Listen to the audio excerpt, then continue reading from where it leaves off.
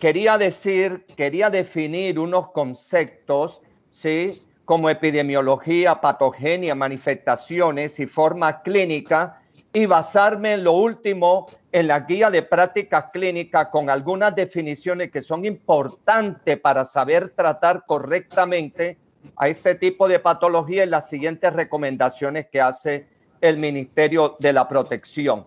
Entonces, definiendo la sífilis estacional, porque realmente tenemos que definir cada patología.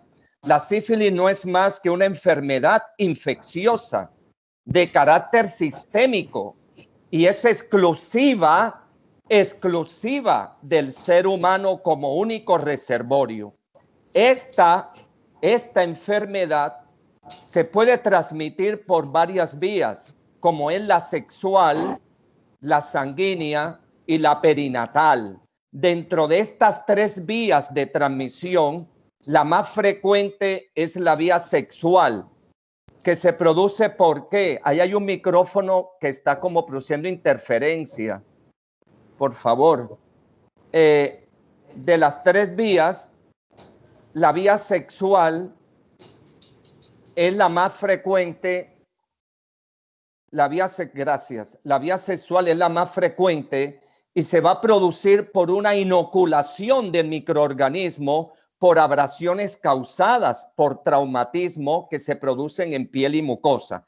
Y quiero hacer aquí una observación, porque esto no está pasando también con muchas enfermedades de transmisión sexual como el del virus del HPV, que muchas veces por ser machistas nosotros y tenemos una relación sexual, impactamos fuertemente de una forma mucho más traumática, ¿sí? Contra la pareja, y esto lo que ocasiona son abrasiones, son microtraumas, y por esos microtraumas es donde se filtran todos estos procesos infecciosos. Entonces, cuando ese microorganismo penetra por estas abrasiones causadas por estos microorganismos, se van a producir unas lesiones en la piel y en la mucosa durante las relaciones sexuales. Una vez que el microorganismo inocula esta herida, estas lesiones van a evolucionar a erosiones y finalmente a úlceras. Es por eso que nosotros no debemos de dejar que esta enfermedad avance, y por eso tenemos que hacer un diagnóstico oportuno y un tratamiento adecuado y eficaz para evitar las posibles complicaciones que esta nos puede llevar. Entonces, aquí, pues lógicamente sabemos que la etiología de la sífilis, esta es una enfermedad causada por una bacteria gram negativa de carácter anaerobio estricto, llamado Treponema pallidum. Pero es que este treponema tiene una capacidad de penetrar la piel y la mucosa lesionada. ¿Por qué? Porque tiene una característica. Este es un microorganismo alargado que se dispone en forma de espiral. De allí el nombre que recibe, que es una espiroqueta. Y teniendo esa forma espiral, le va a favorecer, ¿sí? Por un mecanismo de movilidad parecido al de un sacacorcho, y esta característica le va a generar a una alta virulencia que le va a permitir traspasar o penetrar la membrana del organismo. Este microorganismo, a pesar que tiene unas dimensiones que oscilan entre 6 a 20 micrómetros de longitud y de 0.1 a 0.5 micrómetros de diámetro, él presenta en su membrana externa, sí, en su membrana externa está compuesta por la gran mayoría de lípidos y tiene algunas proteínas, que esto es lo importante de la fisiopatología. Estas proteínas que él tiene o que esta bacteria tiene se llaman proteínas transmembranas y reciben el nombre de proteínas TROMS, T-R-O-M-S, que son capaces de generar la respuesta inmune. Una vez que este microorganismo es fagocitado, estas lipoproteínas se van a liberar y van a generar un estímulo en las moléculas llamadas CD14, y estas van a estimular a su vez el sistema inmune, produciendo una cascada inflamatoria con todas las manifestaciones clínicas y los diferentes signos. Entonces, el problema está en este proceso inflamatorio por liberarse o estimularse el CD14, que es el que conlleva toda esta cascada de manifestaciones clínicas. Pero no solamente si la sífilis va a producir una transmisión sexual, sino también puede ser transmitida a través a través del feto, ¿sí? Y la transmisión se llama transmisión vertical. Se estima que las 2/3 partes de esta gestación termina en sífilis congénita o en aborto espontáneo, especialmente los abortos tardíos. Y que realmente nosotros no nos podemos dar el lujo, con esta tecnología básica que tenemos y de muy bajo costo, permitir, porque es inaceptable que una paciente con sífilis gestacional ¿sí? tenga una sífilis congénita en ese producto de la gestación. No es permitido. Y el Ministerio de la Protección le está poniendo la lupa porque se nos ha disparado la incidencia de esta patología. Ahora, el mecanismo de transmisión, ¿sí? En este caso sería hematógeno placentario, el cual las espiroquetas que van a circular en el torrente sanguíneo de la madre van a atravesar la placenta a partir de la 8ª a 9ª semana de gestación. El riesgo de traspaso de este microorganismo a través de la placenta va a aumentar a partir de la semana 14 a la 16, y aquí es donde nos va a complicar la existencia a nosotros. Y otro mecanismo de infección del feto, del recién nacido, es que en el momento del parto, por contacto directo sanguíneo a través de lesiones infectadas de la madre, pueda adquirir la infección.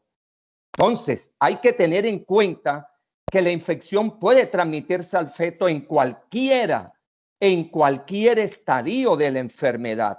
Y la tasa de transmisión va a variar según el estadio, que vamos a verlo más adelante en una diapositiva. Por lo tanto, se va a incrementar a medida que el embarazo avanza, y cuanto más reciente sea la infección, mayor será el paso trasplacentario. Entonces, no puedo dejar de lado la epidemiología porque hay que hacer un llamado de atención en este momento. ¿Cuál es la situación epidemiológica a nivel mundial y cuál es la situación epidemiológica a nivel nacional? Y aquí vemos con gran sorpresa que cada año aparecen 6 millones de nuevos casos de sífilis congénita. Esto es un exabrupto, de los cuales la sífilis en el embarazo va a provocar 300,000 muertes fetales y neonatales por año. Y no solamente eso, sino que expone a otros 215,000 niños a un mayor riesgo de muerte prematura. Está condenando el Ministerio de la Protección. Y no menos importante, la situación epidemiológica a nivel de las Américas. De las 63,000 infecciones que hubo en el año 2012, 14,000 tuvieron un desenlace desfavorable, o sea, casi el 22%. Esto es un exabrupto. La sífilis congénita se constituyó en un problema de salud pública y se están reportando más de 0.5 casos por 1,000 nacidos vivos. Pero aquí vemos lo que es la situación epidemiológica a nivel nacional. La incidencia de sífilis congénita ha pasado de 0.9 a 1.11 casos por 1,000 nacidos vivos desde el 98 al 2016. Y la prevalencia para la sífilis gestacional es de 1.3 a 6.6 casos por 1,000 nacidos vivos entre el 2003 y el 2016. Pero ¿sabe cuál es lo más preocupante? Que se está dando en las pacientes, en las adolescentes, 14, 15 años, y que estas pacientes ya quedan marcadas para seguir procreando, porque no solamente es la sífilis, sino que cada vez que una paciente tiene una enfermedad de transmisión sexual, esto conlleva, debilita, favorece a que estas pacientes tengan otras infecciones de transmisión sexual. Por eso es que agrava el cuadro de la sífilis cuando realmente esta paciente tiene concomitantemente un problema de HIV.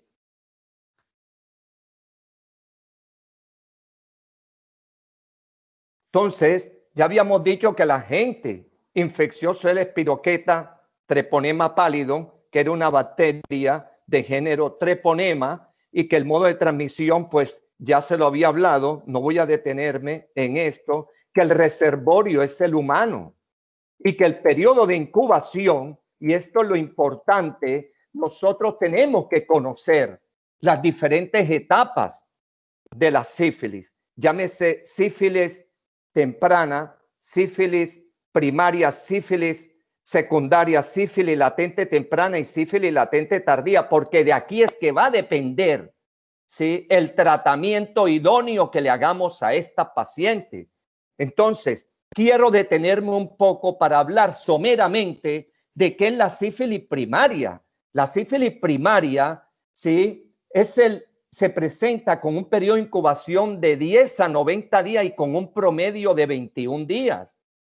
Esta va a aparecer al principio como una pápula en el lugar de la inoculación, pero rápidamente esta pápula se va a erosionar, dando lugar al famoso chancro.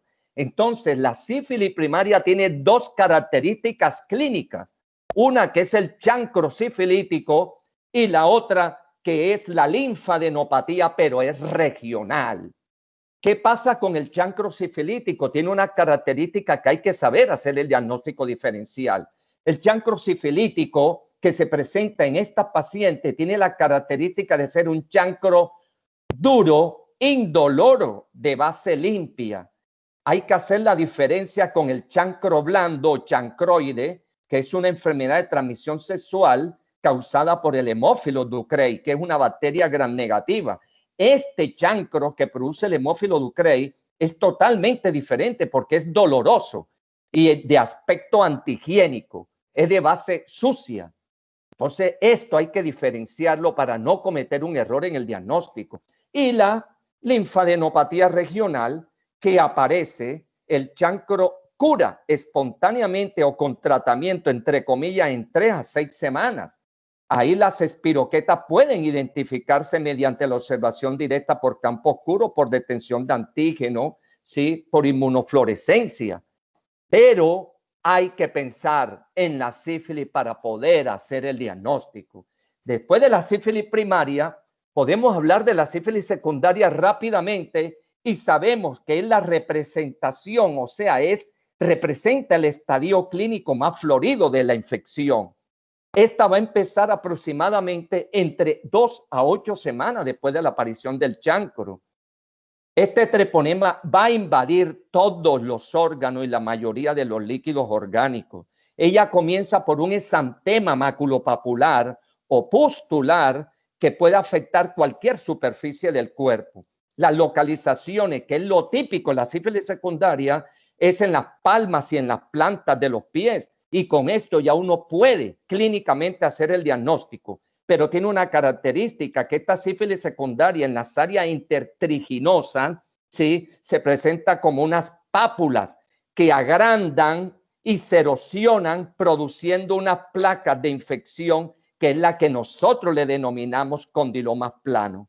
Y la sintomatología, lógicamente, de esta etapa de la sífilis puede ir desde una febrícula, una faringitis, una anorexia, una linfadenopatía, pero la diferencia con la sífilis primaria es que esta linfadenopatía es generalizada. Y ahí hacemos la diferencia porque esta va a afectar el ganglio epitroclear, que es el que realmente sugiere de una vez hacer el diagnóstico. Ahora, cualquier órgano del cuerpo puede estar afectado, incluyendo al sistema nervioso, con cefalea, meningismo, riñón, puede conllevar una hepatitis sifilítica, una alteración gastrointestinal, a una osteitis. Y, pues, lógicamente, desafortunadamente, podemos decir así, que es el estadio clínico más florido de esta infección. Y con respecto a la sífilis latente, ¿sí?, este periodo es completamente ausente de manifestaciones clínicas, pero esto no implica una falta de progresión de la enfermedad. Hay que tener cuidado con esto. Las pruebas van a salir positivas durante este periodo de sífilis latente. El paciente puede tener una recaída, pero por lo tanto el paciente se convierte nuevamente en un paciente infeccioso, especialmente en el primer año, porque cada año que siga va a ser menos florida la enfermedad. Escúchame, Farid, es que me interesa informarte que no estás cambiando o está congelada la presentación. Quedaste en periodo de incubación del sífilis primaria y ya estás y no habías pasado nada de eso. Perfecto. Esto, gracias, Eusebio. Esto lo quería decir primero para después mostrar las diapositivas de las imágenes. Ah, acá, ya, escúchame. ¿Ya? Porque no entendí O sea, nada. quería hacer un bosquejo para que, como están estudiantes, quería que supieran la diferenciación entre una y otra. Y para terminar ya con las definiciones estas, la sífilis latente tardía, esta sífilis latente tardía que le dije al principio que hay que tener en cuenta las etapas o estadios diferentes de la sífilis, porque así vamos a hacer en cada uno de ellas, el tratamiento es totalmente diferente. Y la sífilis latente tardía, que es una enfermedad inflamatoria poco progresiva, pero esta puede afectar cualquier órgano de la economía. Esta fase puede ser referida como neurosífilis porque afecta a cualquier órgano. Puede producir parexia, tabes dorsal, meningo vascular, sífilis meningovascular, sífilis cardiovascular. Puede presentar los mismos aneurismas aórticos o gomas. Y nosotros sabemos que los gomas no son más que las lesiones granulomatosas que se producen en la sífilis tardía, ¿sí? En el sistema óseo, en la piel, en la mucosa, que voy a mostrar ahora una diapositiva, ¿sí? Y que verdaderamente hacen la diferenciación. Y por último, la neurosífilis, que nosotros sabemos que es una superposición de todas estas alteraciones meningovasculares parenquimatosas, donde realmente el diagnóstico se hace por punción lumbar, estudiando el líquido cefalorraquídeo, donde vamos a encontrar, por ejemplo, aumento de las proteínas, disminución de la glucosa o una respuesta positiva a las pruebas de BDRL. Y que las manifestaciones serían múltiples, que van desde la parexia, afaxia. Aquí, pues lógicamente siempre vamos a recordar el signo este llamado, el signo de la pupila, que se llama el signo de Argyll-Robertson. Este paciente con este signo no va a responder la pupila a los estímulos luminosos y puede conllevar inclusive una atrofia óptica, aquí donde se ve también el tabes dorsal, impotencia, incontinencia fecal, y que realmente van a estar afectados cualquier tipo de pares craneales, pero especialmente afecta el par craneal 7 y 8. Entonces, pues lógicamente el periodo de transmisibilidad, sí, estas lesiones van a ser húmedas y lesiones mucocutáneas, como le dije, y que la transmisión materno-fetal es más probable durante la fase temprana de la enfermedad de la madre, pero puede producirse, como le dije, durante todo el periodo de latencia. Y los recién nacidos infectados pueden tener lesiones mucocutáneas húmedas que constituyen una fuente posible de infección. Entonces, esto hay que tenerlo en cuenta. Y aquí hay una diapositiva del libro del doctor Rodrigo Cifuentes, y pues con mucho honor la traigo aquí, porque realmente creo que es una de las pocas literaturas que hace esta esquematización y la divide en las 4 fases clínicas que yo le acabo de decir, pero también hay que tener en cuenta según la cronología, si es una fase temprana o fase tardía, y que realmente vamos a analizar en el transcurso de esta conferencia. Y aquí, pues lógicamente yo me había adelantado, pero miren ustedes que en este pene, en el tronco, en la cara anterior, existe lo que se llama la sífilis primaria con el famoso cóndil, con el famoso chancro sifilítico, igual aquí en la cara anterior del tronco, y esta es la sífilis primaria, o esta aquí a nivel genital femenino, aquí prácticamente en el introito, pero sí es típico la sífilis secundaria, como le dije, estas lesiones papulosas que se ven tanto en las plantas de los pies como en las palmas de las manos, son patonomónicas de esta entidad. Y esta, pues son todas las imágenes que les dije yo ahora mismo, que le mencioné, lesiones ópticas, especialmente el par craneal séptimo y octavo, las lesiones cerebrales, lesiones hepáticas, pueden producir lo que se llama una hepatitis sifilítica a nivel del cerebro, lesiones a nivel de hueso, como se producen las tibias en sable, que vamos a ver una imagen ahora posterior, y esta diapositiva donde hace mención a la sífilis congénita, que puede ser de manifestaciones tempranas cuando ocurre antes de los 2 años de vida, y entre ellas está el sarpullido maculopapular, que es este, ¿sí? Y muchas por el desconocimiento, en el buen sentido, por la ignorancia de las abuelas, de la suegra, de las madres, que este niño salió todo rosadito como si fuera un niño nacido en Bogotá, y resulta de que desconoce que esto es una complicación, una consecuencia de la sífilis gestacional, y que es la sífilis congénita con este sarpullido o con esta morquera que se llama morquera sifilítica, que es esta o cualquiera de estas complicaciones, la ictericia, la neumonía. Puede producir un hidro, pero ojo, que es un hidro no inmune, como el que produce la isoinmunización, la linfadenopatía, la osteocondritis, la corioretinitis. O sea, esa es una entidad que nosotros no podemos permitir que una paciente llegue a tener una sífilis congénita por un desconocimiento del conocimiento de esta patología. Y aquí vemos en la sífilis con las manifestaciones tardías, que son después, perdón, que ay, se me desactivó se me desactivó permítame un minutico, por favor.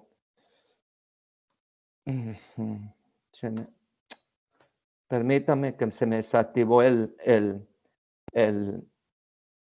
puntero. Entonces, aquí vemos los famosos dientes de Hutchinson, que son característicos, patonomónicos. Tenemos la tibia en sable y tenemos nada más ni nada menos que los molares de Mulberry. Y con toda esta gama de signos y síntomas como la nariz en silla de montar, el tablet dorsal, el retraso mental, hidrocefalia y la atrofia del nervio óptico. Y acá, pues lógicamente, como toda infección de transmisión sexual, todos sabemos todos estos antecedentes importantes que tiene, pero yo a esto no le di tanta importancia porque todos lo saben, pero sí le di importancia y quise colocarle esto porque aquí dice, who are you sleeping with? O sea, ¿con quién estás durmiendo tú? Porque hay un axioma que dice, tú cuando te acuestas con alguien te estás acostando con todo su pasado. Fíjate con quién estás, con quién estás durmiendo, porque realmente cada vez que te acuestas con alguien te estás acostando con todo el pasado de esa paciente. Y acá, pues lógicamente, en esta seguimos diciendo que el treponema pálido puede pasar al feto, ¿sí? En la sífilis temprana, que la mayor parte de las mujeres con sífilis de menos de 1 año de duración transmitirán la infección al niño o al neonato, y que esta es una infección, ¿sí? Que es transmisible al feto a través de las 9 semanas, como les dije, pero se va a acentuar más a partir de las 14 a 16 semanas. Y aquí ya cuando se presenta a nivel de las 28 semanas y nosotros hacemos el diagnóstico en esta edad gestacional, que lo vamos a ver ahora, pues les quiero decir que mientras más tardíamente se haga el diagnóstico en esta semana, pues el tratamiento, por muy tratamiento adecuado que nosotros hagamos, no va a actuar 100% por lo que vamos a ver ahora. La sífilis no se transmite por la lactancia materna y quiero que quede bien claro, no está contraindicada la lactancia materna, pero sí hay que tener en cuenta que si hay en esa paciente alguna lesión sifilítica a nivel del pezón, a nivel de la areola, a nivel de la mama, y el niño va a estar en contacto con esa lesión, sí va a tener un problema, pero no por la lactancia materna per se. Y aquí esto es importantísimo porque la transmisión prenatal en la sífilis materna, miren ustedes que el más alto porcentaje lo tiene. La sífilis secundaria, con toda esa gama de manifestaciones que le dije, en un 90-100%, le sigue la sífilis primaria con un 70%, la sífilis temprana en un 30% y la sífilis tardía en un 20%. Entonces, todo esto, doctores, nos compromete a nosotros a hacer un diagnóstico, ¿sí?, oportuno y un tratamiento adecuado. Estas son las manifestaciones. La voy a pasar rápidamente de lo que yo le mostré, lo que yo le dije de la sífilis primaria con la característica del chancro sifilítico, que era indoloro, de base limpia. No voy a detenerme en esto, pero sí quiero que sepan aquí, que no lo dije, que los lugares más frecuentes son los genitales externos, el cuello uterino, la boca por esta alta incidencia de sexo oral y el área perineal, como yo le mostré ahora. La linfadenopatía regional, que ya se la dije en la sífilis primaria, que es la diferencia con la secundaria, que es una linfadenopatía diseminada. Y pues lógicamente la diseminación rápida por vía linfática. Y aquí vemos otra imagen, ¿sí?, que se le hizo la penescopia y se observó un chancro sifilítico. Acá, pues estas sí son, miren cómo se ven aquí, muy nítidas, muy característica de la sífilis secundaria. Por eso le hice hincapié en que tenemos que saber la diferenciación en cada una de las etapas de la sífilis para poder hacer un diagnóstico y un diagnóstico correcto. Ya le dije que era entre las 2 y 8 semanas después de la aparición del chancro. Ya esto se los hablé, pues, y no quiero detenerme porque lo que viene es mucho más importante. Igual que lo de la sífilis secundaria con las lesiones pustulares y todo lo que realmente conlleva esta gama de sintomatología, ¿sí? Y los condilomas planos, que le dije que no había que hacer, teníamos que hacer la diferencia con el condiloma plano que hacemos nosotros colposcópicamente y que lo vemos más en el cuello, el condiloma plano del BPH. No hay que confundir dos cosas. Y estas son las manifestaciones que también se las hablé, sí, que me quise adelantar cuando le dije al doctor Eusebio de que era que quería primero explicar esto, pues la artralgia y toda esta gama de sintomatología y las afectaciones de los diferentes órganos, como le dije, una hepatitis sifilítica, se afecta el riñón, el sistema nervioso, el sistema digestivo, y la sífilis latente con las características que le dije, que había ausencia de manifestaciones clínicas.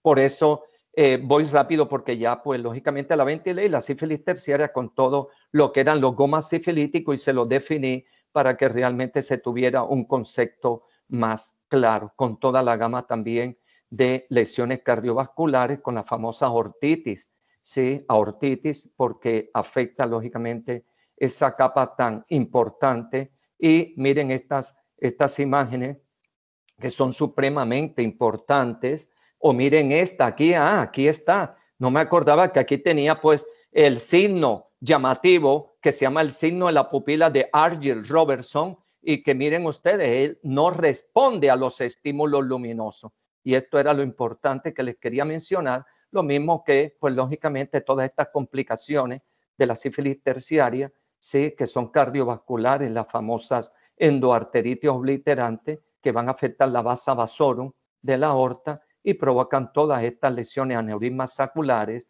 ¿sí? Pero, ¿qué quiero, a dónde quiero llegar con esto? El Ministerio de la Protección no acepta un nuevo desliz en el diagnóstico temprano, porque nosotros no podemos permitir que se llegue hasta esta etapa de la sífilis. Es inaceptable, es inaudito nosotros ver todavía sífilis congénita en esta era tan evolucionada. Hablando ya del diagnóstico, pues lógicamente nosotros conocemos en el examen directo la microscopía en campo oscuro y la fluorescencia directa, y acá pues las pruebas serológicas como es la BDRL, la LRPR, ¿sí? En las no treponémicas, y que realmente existen también las pruebas treponémicas, la que más usa el FTA-ABS, o en su defecto, ¿sí?, las pruebas para treponemas, que son la hemoaglutinación. Vamos a ver cómo se observa el examen directo, ¿sí?, en la microscopía de campo oscuro, y lo vamos a observar así. Así se observa en la microscopía. Miren lo que le dije con la famosa forma en sacacorcho, espiroqueta, que es la que hacen el daño, que penetran en la mucosa y en la piel y son las que activan el CD14, que es el que va a producir toda esta gama de procesos inflamatorios que les mencioné. Y la fluorescencia directa, miren cómo se ve, es diferente, pues lógicamente, aquí con la fluorescencia directa y aquí con la microscopía de campo oscuro. Y pues seguimos con las pruebas serológicas, que de esto voy a hablar bastante, porque vamos a sentar unas recomendaciones de la guía del ministerio, donde realmente quiero que nos mentalicemos que el VDRL sirve solamente para tamizar a esta paciente con respecto al tratamiento, o sea, para evaluar, ¿sí? Y hacer un seguimiento de la respuesta al tratamiento, no más. Y la prueba treponémica, como es el TPPA, que son pruebas de treponémicas de hemoglutinación, específicamente voy a referirme a las pruebas rápidas, y después le voy a explicar por qué se llaman pruebas rápidas treponémicas. Entonces aquí, cuando hacemos la prueba, o nosotros la podemos hacer porque es muy fácil en el laboratorio, ya ustedes aquí, pues lógicamente, viendo estas imágenes, se van a dar cuenta si la paciente tiene una prueba no reactiva, una débilmente reactiva, una fuertemente reactiva, y acá con la RPR, sí, que es la prueba de la reagina, donde ustedes se van a dar cuenta si es reactiva o no es reactiva. Yo no tengo conflicto de intereses, quiero decirle, porque aquí voy a mostrar unas fotos de laboratorio, no me mantiene en ningún laboratorio, pero la estoy poniendo porque aquí hay estudiantes y quiero que se graben, porque ver y oír aprende uno más que solamente oyendo. Entonces, esta se llama la RPR, el test de la reagina, de la prueba plasmática reagínica rápida, que se la muestro es por los estudiantes que están en formación. Y esta, pues lógicamente, ¿por qué se llaman pruebas rápidas? Y es la única que acepta el ministerio en las pacientes embarazadas con esta patología. Se llaman pruebas rápidas treponémicas, y las RIA, que son las rutas integrales de atención en salud, son muy claras. Solamente se debe hacer en la paciente embarazada, y lo dice la guía de práctica clínica del ministerio, las pruebas rápidas treponémicas, y se llaman rápidas porque el resultado debe ser, ¿sí?, confirmado en menos de 30 minutos, porque es muy fácil de hacer la prueba y no se necesita ni equipo especializado, ni se necesita tener un entrenamiento profundo para poder interpretar esta prueba. Por eso se llama prueba rápida treponémica. Estas son las que verdaderamente vamos de aquí en adelante a mencionar. La Organización Mundial recomienda claramente las pruebas rápidas treponémicas para la sífilis, para mujeres en embarazo, prevención de sífilis congénita, realizando el tamizaje al comienzo y al final del embarazo. Entonces, esto tampoco tengo interés, conflicto de interés, pero se las muestro porque también es importante conocer quién hace cada una de las pruebas, porque esto es importante, esto es conocimiento, esto es crecer en el conocimiento, y para que los estudiantes también sepan cómo es el esquema en la cajita, para cuando la vean, sepa que este es un test, ¿sí?, de la prueba rápida treponémica. O esta, ¿cómo se lee?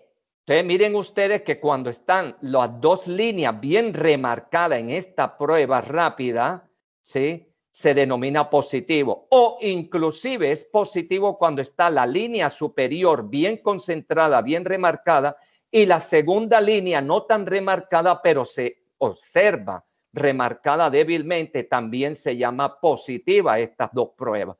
Es negativa cuando aparece la superior solamente y la inferior no aparece. Es inválida cuando aparece la inferior y no la superior, y es inválida también cuando no aparece. O sea, realmente tenemos que tener el concepto claro de esto, porque muchas veces nos vamos a topar que no está la bacterióloga que nos la pueda hacer, pero a nosotros nos pueden facilitar la prueba y ya la sabemos interpretar como positiva, negativa o inválida. Y aquí es donde yo quería entrar.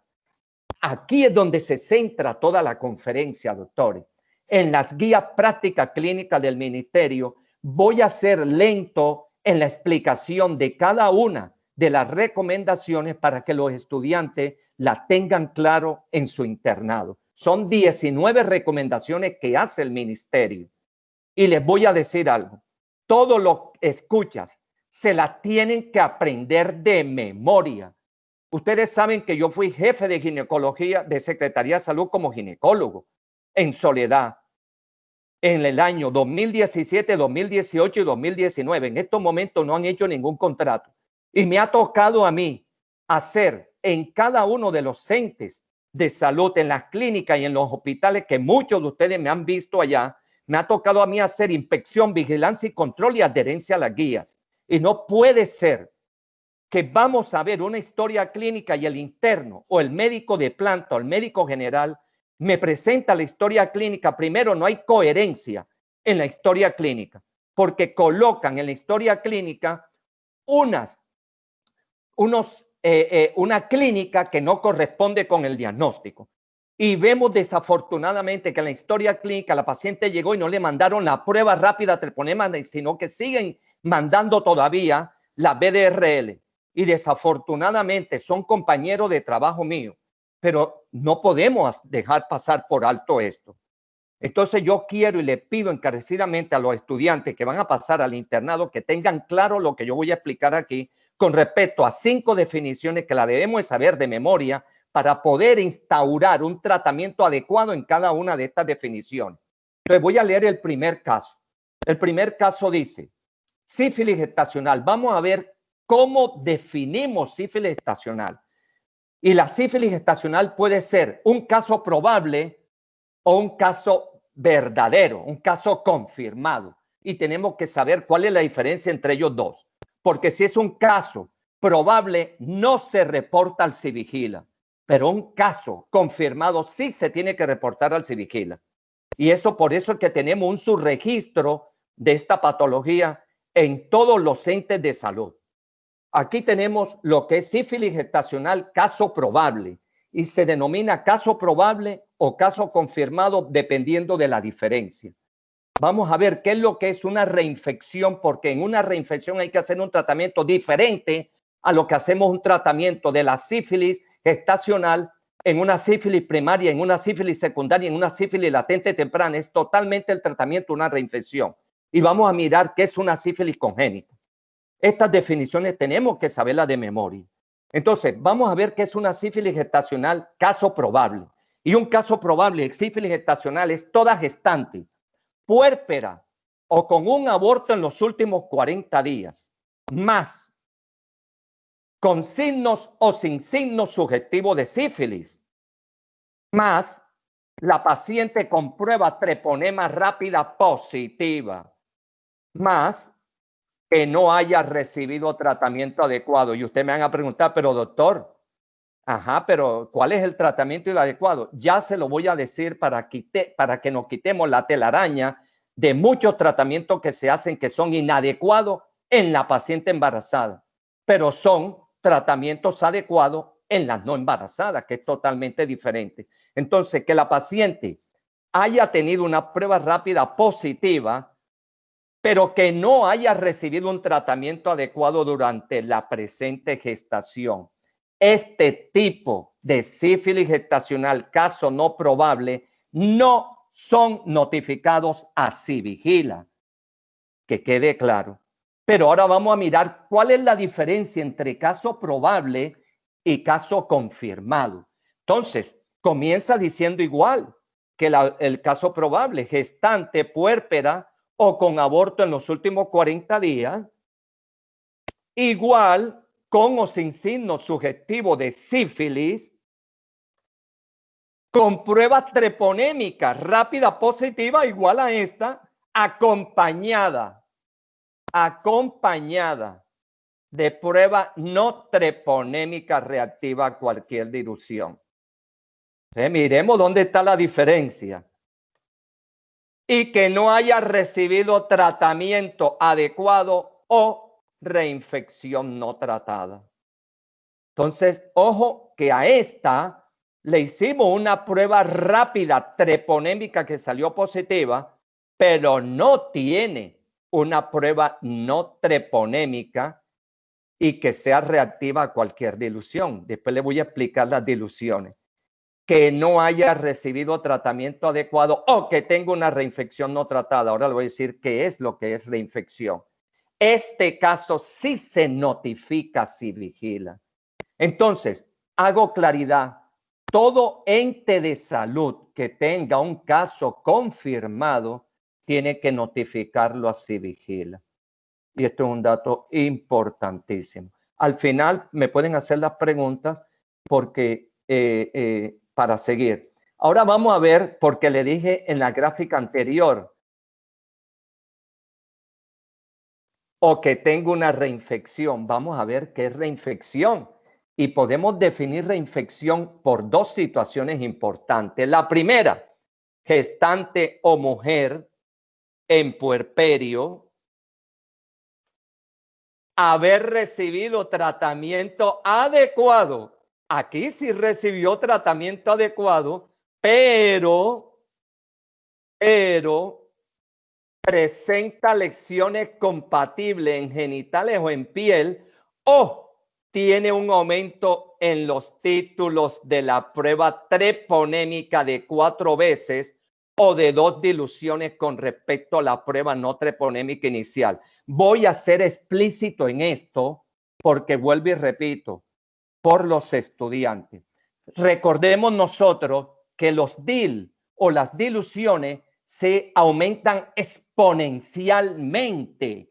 O sea, tenemos 1, 2, 4, 8, 16, 32, 64, 128, 256, 500. Va exponencialmente. Entonces, si aquí me está diciendo que la prueba que se hizo tuvo un aumento de 4 veces con respecto a la inicial, después del tratamiento vamos a hacer el ejercicio. Si la paciente antes del tratamiento tenía 4 DIL, y dice que aumentó 4 veces, multipliquemos 4 por 4, es 16. O en su defecto tuvo 2 diluciones más con respecto a la prueba anterior. Vamos a coger el ejemplo de 4. Como yo le dije que duplica exponencialmente, si tenía 4 anteriormente, aumentó un DIL, sería 4, pasaría a 8. Aumentó 2 DIL, de 8 pasó a 16. Entonces, para que entiendan qué significa cuando aumentó 4 veces o en su defecto aumentó 2 diluciones. Ahora no le puedo preguntar si entendieron los estudiantes, pero al final podemos hacer la recapitulación.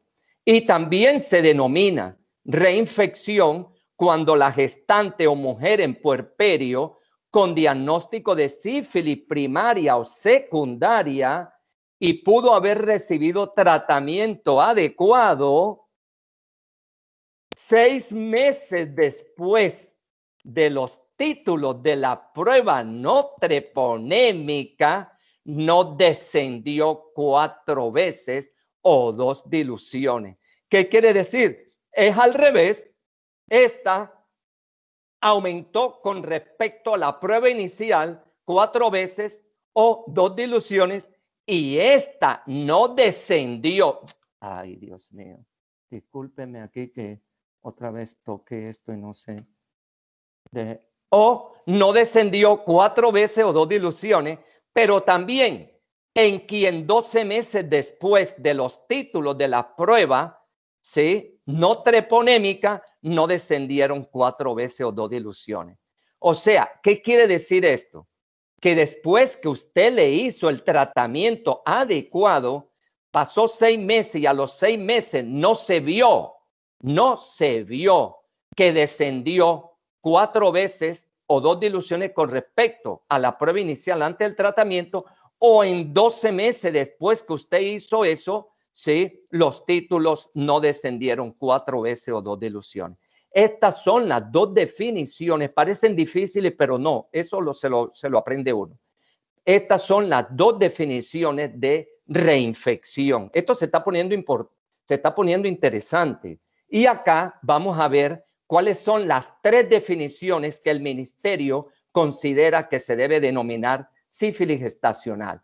Entonces, la primera definición dice, sífilis gestacional, fruto de la gestación de madre con sífilis gestacional sin tratamiento o con tratamiento inadecuado. Ya le voy a explicar lo que es tratamiento inadecuado. Sin importar el resultado de la prueba no treponémica. No me importa cuántos DIL le salió. Lo que me importa es que este producto de la gestación de madre con sífilis gestacional, si se hizo o no se hizo, si no se hizo tratamiento, valga, o si se hizo tratamiento, fue inadecuado. Segunda definición de sífilis congénita. Fruto de la gestación con prueba no treponémica, con título 4 veces mayor que los títulos de la madre en el momento del parto. ¿Cómo así? Doctor, es que yo le hice una titulación con prueba no treponémica y pues lógicamente tenía 4 la madre. 4 tenía la madre, pero el producto salió con 16 o más. Esto se considera con más de lo que tenía la madre. 4 veces más o 2 diluciones, ya esto se considera, ¿sí?, sífilis congénita. O la tercera definición de sífilis congénita que dice, todo recién nacido, hijo de gestante con diagnóstico de sífilis en el embarazo, una o varias manifestaciones sugestivas de sífilis congénita. Entonces, estas son las 3 definiciones, creo que hay otra más. La cuarta, que es todo fruto de la gestación con demostración del treponema pálido en campo oscuro, inmunofluorescencia u otro procedimiento de visualización. Entonces, si al producto de la gestación, ¿sí?, se le demuestra esto, es una sífilis congénita. Estas son las 4 definiciones que realmente hace el diagnóstico de sífilis congénita. Entonces vamos a mirar cuáles son esas famosas recomendaciones. Aquí le voy a explicar unas cosas muy buenas que no aparecen en todos los libros. ¿Cuál es el método? Este señor se está preguntando con médicos, ¿cuál es el método más efectivo para la detección de sífilis, de casos de sífilis gestacional? ¿Cuál es la utilidad de las pruebas de la prueba de penicilina para prevenir las reacciones alérgicas severas en mujeres con sífilis gestacional? Yo voy a explicar hoy cómo se desensibiliza una paciente, porque no hay otra forma. No hay otra forma de dar otro medicamento, sino solamente se le da penicilina G-benzatínica. Eso es lo que se llama tratamiento adecuado, doctores, que ahora lo vamos a ver. La tercera pregunta que se hace, ¿cuál es el tratamiento más efectivo y seguro en la sífilis, en mujeres con sífilis gestacional? Ya se lo dije. Cuarta, ¿cuál es el método más efectivo y seguro para el manejo de la sífilis en los contactos sexuales de sífilis, de mujeres con sífilis gestacional? Estas son preguntas que nosotros tenemos que saber. La quinta dice, ¿cuál es el tratamiento más efectivo y seguro para la reinfección? Porque yo le dije que cada etapa de la sífilis tiene un tratamiento diferente para la reinfección en mujeres con sífilis gestacional. Entonces vamos a mirar la primera recomendación. No la voy a leer de memoria porque desafortunadamente todas me las sé, porque me ha tocado 4 años dictar estas capacitaciones. Le quiero decir a los estudiantes que están presentes, sigo insistiéndole igual que el doctor Ahumada, que le insiste a los estudiantes y que todos los docentes le insistimos a los estudiantes, es que cada vez que hagan una historia clínica, doctores, háganla completa.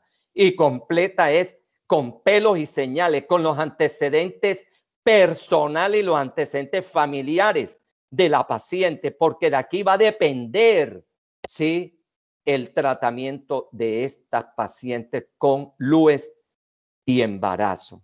Entonces, dice el ministerio, en toda gestante que acude a control prenatal, se recomienda realizar una historia clínica completa, haciendo énfasis en los antecedentes relacionados con infecciones de transmisión sexual, lesiones compatibles, factores de riesgo, diagnóstico, tratamiento, sí, todo esto y los contactos sexuales. ¿Por qué el ministerio hace énfasis en esta primera recomendación? porque la que sigue le va a decir, si usted hizo una historia clínica completa con pelo y señales, entonces usted tiene la tranquilidad de saber si esa paciente no le va a hacer reacción a la penicilina y le va a poner la penicilina sin ningún problema. Entonces, esto es riesgoso. Si ustedes no indagan cada uno de los parámetros, doctores, vamos a tener problemas serios. Y aquí, pues, lógicamente, le puse la historia clínica porque hay que hacer una historia clínica completa para poder diferenciar cualquiera de estas enfermedades de transmisión sexual. Porque ya le dije al principio que la sífilis con el chancro sifilítico hay que hacerla, la diferenciación con el de Ducrey, que son totalmente diferentes. Entonces, esto lo voy a pasar porque ya le hablé de esto, no quiero detenerme en esto. La segunda recomendación, ojo, dice, en todas las gestantes se recomienda utilizar las pruebas treponémicas rápidas. Doctores, cualquiera de los que estén aquí escuchando y estén en un centro de salud, llámese clínica, llámese hospital, el primer control que tenga la paciente prenatal es imprescindible. Tiene que mandarle la prueba rápida treponémica y olvidémonos en este momento de la BDRL porque ya no es aceptable. Ya le voy a decir cuándo mandamos la BDRL. Entonces, se debe hacer la prueba rápida treponémica en el sitio de la atención para el diagnóstico de caso probable de sífilis gestacional durante la primera consulta de control prenatal. Que llegó Secretaría de Salud, muéstreme la historia. Sí, doctor, ¿usted le hizo prueba? Sí, claro, doctor, está el BDRL. Paila. Eso no es aceptable, eso es inaceptable, porque está desconociendo, ¿sí?, el ultimátum del Ministerio de la Guía. La tercera recomendación, que fue lo que yo le dije, dice, en pacientes con prueba rápida positiva, aplicar en el sitio de la atención, se recomienda no realizar pruebas de alergia. Doctor, ¿cómo no la voy a realizar? El ministerio le va a decir, usted hizo caso omiso a la recomendación que hicimos nosotros, que hiciera un buen historial para descartar cualquier reacción alérgica que haya tenido la paciente en su vida.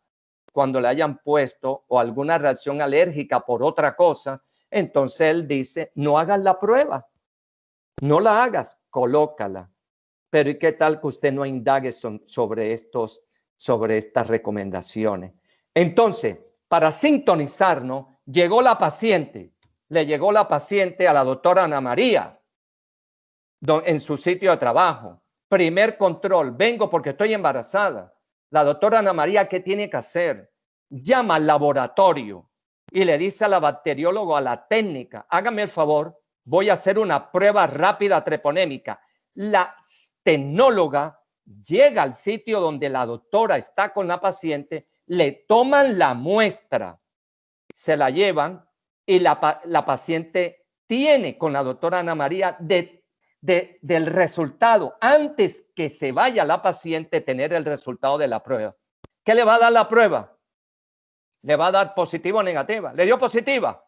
Ahí la doctora Ana María, antes de que se vaya la paciente, le va a decir a la técnica, venga otra vez y tómele una segunda muestra, pero ya no es para prueba rápida treponémica, sino para un BDRL cuantificable. Ya no me interesa cualitativo, cuantificable, y esa paciente se vaya después de lo que se hizo con la segunda prueba y los resultados en la segunda visita, la doctora le ve el resultado y le explica qué le salió.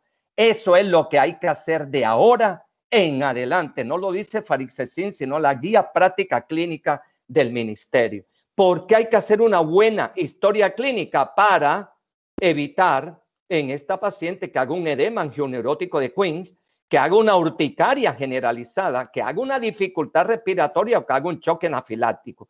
Pero al hacerle usted la colocación, usted tiene que tener ahí el equipo de paro. Y si usted está atendiendo paciente embarazada, la institución tiene que tener la capacidad de tener un equipo de paro ahí. Y hay que tenerlo. Esa es la condición. Y aquí la cuarta recomendación, vamos a ver qué dice. Dice, en mujeres sin antecedente de reacciones alérgicas a la penicilina, se recomienda el uso de penicilina benzatínica si le salió positiva la prueba rápida treponémica.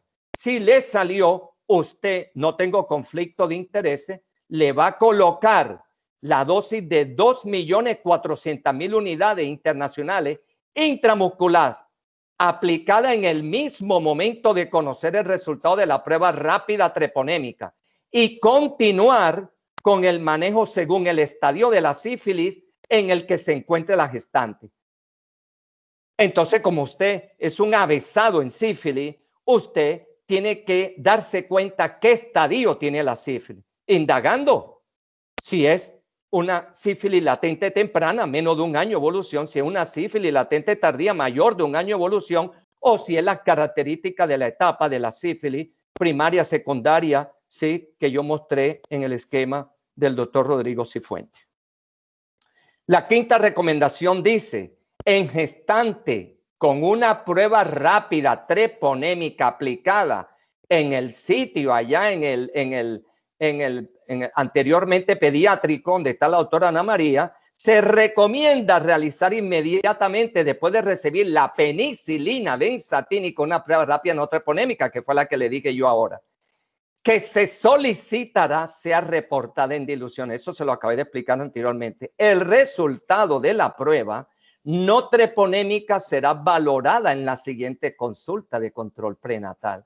Y después de allí, ya usted pues continuará dependiendo de cómo le haya salido. Pero hay que tener mucho cuidado. Y cuando yo puse esta diapositiva, ojo, mucho cuidado es que tenemos que saber las 19 recomendaciones para poder tratar elegantemente, ¿sí? Con un tratamiento adecuado, ¿sí? La sífilis. Hay que identificar las fallas y las reinfecciones, ya eso lo vamos a hablar ahora, ¿sí? La sexta recomendación dice, se recomienda que el tratamiento de la sífilis estacional se administre dependiendo del estadio de la sífilis en el que se encuentra la gestante. No me acuerdo si yo tengo una diapositiva ahí, pero no quiero seguir, sino explicarle de una forma mnemotécnica. Recordemos esto, la sífilis primaria, la sífilis secundaria y la sífilis latente temprana, esas tres, doctores, se tratan con una sola dosis de penicilina benzatínica 2.400.000 intramuscular. Repito, sífilis primaria, sífilis secundaria, sífilis latente temprana, la que tiene menos de un año, se trata con una sola dosis de penicilina G benzatínica de 2.400.000 unidades intramuscular. Pero la sífilis, que es reinfección, la sífilis latente tardía y la sífilis de evolución desconocida, estas tres se van a tratar con 2.400.000 unidades internacionales intramuscular una vez por semana por 3 semanas. Repito, la sífilis latente tardía después de un año, la sífilis que es una reinfección o la sífilis de evolución desconocida se trata con 3 dosis. La primera, 2.400.000 unidades internacionales, a la semana 2.400.000 y a la otra semana 2.400.000. O sea que serían 7.200.000. Entonces ya no hay duda. ¿Se dan cuenta por qué le digo que uno tiene que reconocer cuál es el estadio o la etapa de la enfermedad? Porque si usted, aunque haga el tratamiento adecuado, que se llama adecuado cuando usted el medicamento que da es la penicilina benzatínica y ninguna otra más, en la embarazada gestacional, en la diabética, en la paciente embarazada con sífilis, si usted puede darle penicilina benzatínica, pero no hace la dosis correcta, es un tratamiento inadecuado y tiene que comenzar nuevamente desde el principio. Si le haya puesto 2 dosis, tiene que comenzar y hacerle las 3 dosis nuevamente. Entonces sí es importante saber bueno, aquí está Dice, sífilis temprana, menor de 1 año, ¿sí? De infección, incluye la sífilis primaria, secundaria y latente temprana, administrar una sola dosis. Y la sífilis tardía, mayor de 1 año de duración desde la infección, administrar 2.400.000, tal. Y la sífilis de duración desconocida, las reinfecciones, pues se coloca lo que le dije, 3 dosis para un total de 7.200.000 unidades internacionales. Vemos, y esto es interesante, o sea, esto es interesante porque así ya podemos salvar, sí, una infección en el recién nacido para que no llegue esta sífilis a producir una sífilis congénita. Y miren esto, aquí es donde yo voy a explicar cómo se hace la desensibilización. La recomendación 7 dice, en mujeres con diagnóstico de sífilis gestacional e historia de alergia a la penicilina o antecedente de reacciones alérgicas sistémicas tipo 1, lo que yo le mostré la vez pasada, en la anterior, se deberá utilizar penicilina benzatínica. Ahí no dice que usted puede utilizar algún macrólido, como la doxiciclina o como cualquier otro. No, señor, no se usa macrólido porque los macrólidos está demostrado que no pasan la barrera placentaria y por lo tanto el bebé no se está protegiendo, doctores. Esa es la explicación por la cual el Ministerio de la Protección dice que única y solamente única penicilina benzatínica. Entonces vamos a ver cómo hacemos. Yo les voy a explicar este cuadro porque es muy fácil y es el siguiente. Nosotros cogemos 14 frascos de penicilina B potásica. Cada frasco es el famoso PENBK. Cada frasco de penicilina B potásica de 250 miligramos tiene 5 cc. O sea que se supone que cada cc, si los 5 cc que están en 250 miligramos, sí, van a tener un total de 400.000 unidades internacionales. Y si son 5 cc, cada cc va a tener 80.000 unidades. Entonces, ¿qué hacemos? Nosotros cogemos 14 dosis. Y esas 14 dosis, doctores, vamos a administrársela de una forma paulatina a la paciente. Se la vamos a administrar de una forma paulatina. ¿Cómo hacemos? Muy fácil, doctores. Los 14 frascos, decimos a la paciente, señora, llegó a urgencia, no la deje ir. No la vaya a dejar ir, porque si es alérgica hay que desensibilizarla. Le explican, si no se desensibiliza, los problemas que va a tener el producto de la concepción. Entonces usted le dice, usted se va a quedar aquí sentada 3 horas 45 minutos, porque cada dosis que usted ponga, usted puso la primera dosis y espera 15 minutos.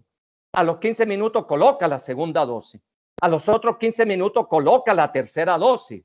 O sea, en esta paciente, ¿qué vamos a hacer? ¿Cómo vamos a preparar los 14 frascos de penicilina B? O sea, acuérdense que la penicilina B es la fenoximetilpenicilina. Estos van a estar diluidos en 30 cc de agua destilada cada frasco. Entonces, lo vamos a dar, ¿sí? Por vía oral. Ustedes saben que el PENBK, esto viene por vía oral. Se le da cada 15 minutos. Comenzó la primera dosis. Entonces, en la primera dosis también es exponencial, ¿sí? El primero van 100 unidades en 30 mililitros de agua destilada. A los 15 minutos le pone la segunda, ¿sí? Entonces, el segundo ya serían 200 unidades en 30. La tercera ya serían 400, la cuarta ya serían 800, la quinta ya serían 1.600.000 unidades y así hasta llegar a 640.000 unidades, en que la dosis acumulada va a ser 1.296.700. Cuando usted haya administrado las 14 dosis, que son 15 minutos, da un total de 3 horas 45 minutos, usted va a esperar 30 minutos más a la última toma de la penicilina B potásica para iniciar el tratamiento con la penicilina benzatínica en esa paciente con sífilis gestacional, doctores. Entonces, así es como se desensibiliza a la paciente. La recomendación 8ª dice, en mujeres con sífilis gestacional, alérgica a la penicilina, que esto es importantísimo, no, y lo remarqué en mayúscula, no utilizar tratamientos con macrólido, por lo que yo le dije, doctores, no utilizar tratamiento con macrólido, porque no va a pasar la barrera y esto va a imposibilitar para que el producto de la gestación se cure o que no le dé la infección. La 9 dice, mujer gestante con pruebas treponémicas rápida inicial negativa, o sea, la paciente que llegó de la doctora Ana María, le hicieron la prueba, no salió positiva, salió negativa. Si salió negativa, ojo con lo que dice y eso lo dice también la RIA, lo dice, ojo, que se hizo la prueba en el sitio de atención, la misma prueba debe repetirse en cada trimestre. Se la hizo ya en el primer trimestre, tiene que hacérsela en el segundo trimestre, se la tiene que hacer en el tercer trimestre, se la tiene que hacer en el momento del trabajo de parto y si es aborto, en el post-aborto, así como en la primera consulta en caso de que la paciente haya tenido un parto domiciliario. Hágame el favor, pongámonos la mano en el pecho. ¿Nosotros estamos haciendo eso? Doctores, no lo están haciendo. No lo están haciendo y me disculpan. Los escucha, pero tenemos que ser sinceros. Pues tenemos que comenzar a hacerlo desde ahora, porque si llega Secretaría de Salud, van a amonestar no solamente a la institución, sino al que hizo la historia clínica de primero inicial en la primera consulta y no dejó notificado que tenía que hacerse a la paciente, decirle que cada trimestre tenía que hacerse la prueba. La 10ª dice, en mujeres tratadas por sífilis gestacional, se realizará seguimiento al tratamiento con una prueba no treponémica, que es lo que le dije, pero en diluciones. Olvidémonos ya de que hasta una BDRL cualitativa no nos sirve de nada, mejor no la mande. Tiene que ser cuantitativa para ver cómo va evolucionando la paciente, la cual será realizada en cada trimestre de la gestación y en el momento ya está, pues lógicamente, sí, se la hace en el momento del trabajo de parto, posparto, así como en la primera consulta y en el parto domiciliario. Aquí vamos a ver la 11ª, dice, manejo de la sífilis en los contactos sexuales. Esto es muy importante porque hay que recordar la resolución 769 de 2008. Y esta resolución tiene que aceptarla las instituciones de salud a todas las pacientes que hayan tenido, ¿sí? Esta paciente haya tenido 20 contactos, 200 contactos, 500 contactos, hay que aplicar la resolución 769 del 2008. Hay que darle asesoría y suministrarle los condones. No lo digo yo, lo dice la recomendación 11ª del ministerio. Y la 12 dice, los contactos sexuales de la mujer con sífilis gestacional deberán ser notificados y captados por la institución de salud. Por eso nosotros tenemos la trabajadora social que se debe de encargar de esto en la IPS, en la S, donde es atendida, y buscar por medio de la propia paciente que le tiene que decir a usted, doctora, yo tuve 20 contactos, deme los nombres y deme las direcciones, porque tienen que rastrear todos los contactos que ella tuvo por medio de una tarjeta de notificación y en caso que no acuda se procederá a la búsqueda activa de los contactos. Eso es obligatorio. No es el hecho solamente que usted haya hecho el tratamiento adecuado. Uno llega como Secretaría de Salud, muéstreme. Usted sabe cuánto. No, doctor, que yo traté a la paciente. Ay, los contactos. O sea que ellos van a ser entonces prolíferos, pues. Van a proliferar en otras pacientes. No, señor. Estas guías hay que tenerlas muy presentes. Y ya estamos terminando, doctores, para no cansarlo tanto. Y la 13ª dice, en en él o los contactos sexuales de la mujer con sífilis gestacional, no se recomienda realizar pruebas. ¿Para qué la vas a realizar? Le vas a agotar los pocos recursos de la institución. Si tú tuviste contacto con Petrushka, pues lógicamente tienes que ir, porque si tú tienes la infección, Petrushka la va a tener. Entonces no le hagas la prueba. Trátalo inmediatamente, sin prueba. ¿Qué vas a esperar? La 14ª, y ahí está bloqueada, no tiene por qué hacer prueba. Y la 14ª dice, se recomienda administrar el tratamiento para sífilis de duración desconocida. Es decir, y eso fue lo que yo le dije al principio, las 3 causales de hacer 7.200.000 unidades. En la de desconocida, 2.400.000 de penicilina benzatínica intramuscular, dosis semanal por 3 semanas. En caso de alergia, pero esto es para los contactos, no para la paciente, porque esto es un macrólido, una tetraciclina. No juega papel importante y estoy hablando para los contactos. En los contactos, denle usted lo que usted quiera, que acitromicina, doxiciclina, la dosis que la damos. Doxiciclina al contacto, si usted va a usar doxiciclina, denle 100 miligramos que viene en la tableta cada 12 horas por 14 días. Pero no estoy hablando de la paciente en gestación, estoy hablando de los contactos. Y la 15ª dice, se recomienda repetir el tratamiento con esquema de penicilina benzatínica 2.400.000 unidades intramuscular, una dosis cada semana para completar las 3 dosis en las reinfecciones. Si esta paciente se hizo una dosis o no, y no se hizo más, o se hizo 2 dosis, no se hizo más, y es una reinfección, comienza el tratamiento como si nunca lo hubiera hecho. Así de muy sencillo.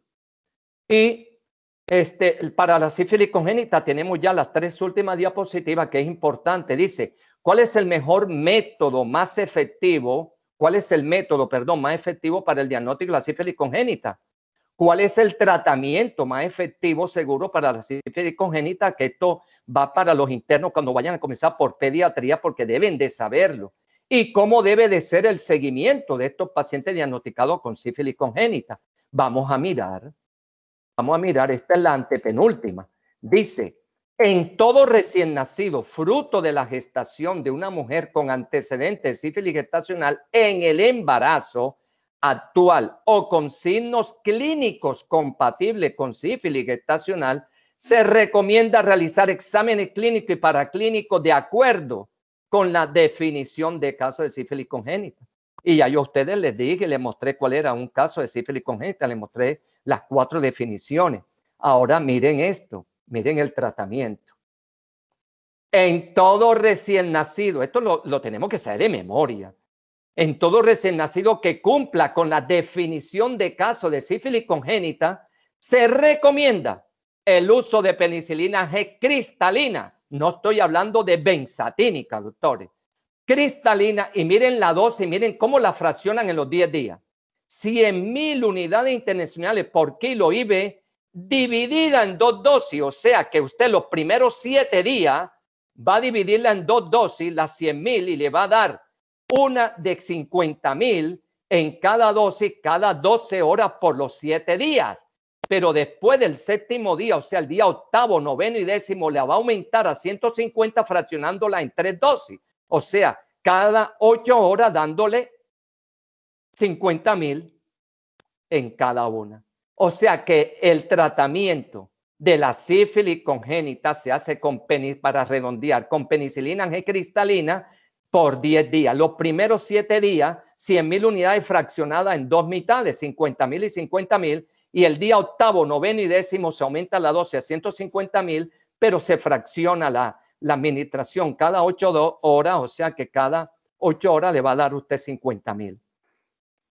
Y esta es la penúltima, que dice en todo, y esto es importantísimo, en todo recién nacido, miren lo llamativo que es esto, en todo recién nacido expuesto que no cumpla con los criterios de caso de sífilis congénita, ya estuvo expuesto por la madre, pero no tiene criterios, ¿sí? Se examina, se le valora, se le hace todo, no tiene criterio de sífilis congénita y cuya madre haya sido tratada adecuadamente. La paciente Petrushka se trató adecuadamente dependiendo de la etapa de la sífilis que tenía. El bebé producto de esa gestación no tiene nada, ni de laboratorio, ni clínico, nada que haga ver que tiene una sífilis congénita. Pues el ministerio dice, no tiene, pero para prevenir, darle una sola dosis de penicilina benzatínica, no cristalina, porque no tiene el bebé.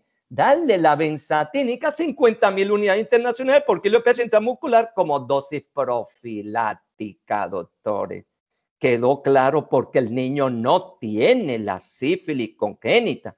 Por eso les vamos a seguir dando lo que le damos a la madre, penicilina benzatínica. Y la última, vamos a ver cómo se hace el seguimiento, que no deja de ser menos importante que las 18 anteriores. Dice, realizar seguimiento clínico y serológico. Esto es al producto de la concepción. Clínico y serológico cada 3 meses hasta el año. O sea, usted le hace al tercer, al sexto mes, al noveno y al 12º para verificar el descenso de los títulos en 2 diluciones. Miren que con esto le he dado a entender que la prueba treponémica solo y exclusivamente, doctores, se hace cuando la paciente llega por primera vez a la consulta de control prenatal. ¿Por qué la va a hacer más? Si acuérdense ustedes que las pruebas treponémicas en un alto porcentaje no se negativizan. Entonces, ¿para qué se la va a mandar? El BDRL sí juega papel importante para hacerle el seguimiento de ese tratamiento. Entonces, miren, aquí estamos jugando con BDRL para verificar hasta el año, cada 3 meses, el descenso de los títulos en 2 diluciones hasta la negativización o hasta tener títulos persistentemente bajos. ¿Qué es persistentemente bajo? El niño salió con 2 DIL y usted se la repitió a los 6 meses y 2 DIL, y a los 9 meses y 2 DIL, y a los 12 meses 2 DIL. El problema es que usted se la haga al tercer mes y le salió 2 DIL, al sexto mes 2 DIL y al noveno mes le duplicó. Ese sí es un problema. Ahí sí le está diciendo, ojo, ojo con una reinfección, si cumple los parámetros que le dije anteriormente, no, que no lo voy a repetir. El recién nacido tuvo, si el recién nacido tuvo compromiso del sistema nervioso central, o los 6 meses se le deberá hacer punción lumbar para verificar la normalidad. Y eso fue lo que yo le dije, que van a haber parámetros, proteínas aumentadas, ¿sí? La glucosa disminuida, que son los parámetros que podemos ver en el líquido, más los estudios de BDRL para ver, se le hacen el líquido cefalorraquídeo. Si persiste algún parámetro alterado, deberá recibir el tratamiento nuevamente ajustado por el peso actual. Y quiero terminar con esta diapositiva que me pareció muy llamativa. Para ser viejo y sabio, pues primero hay que ser joven y estúpido. Gracias por tenerme paciencia. Esta conferencia es un poco extensa, pero bueno, no sé si cumplí la expectativa, doctor Eusebio y doctora Ana María.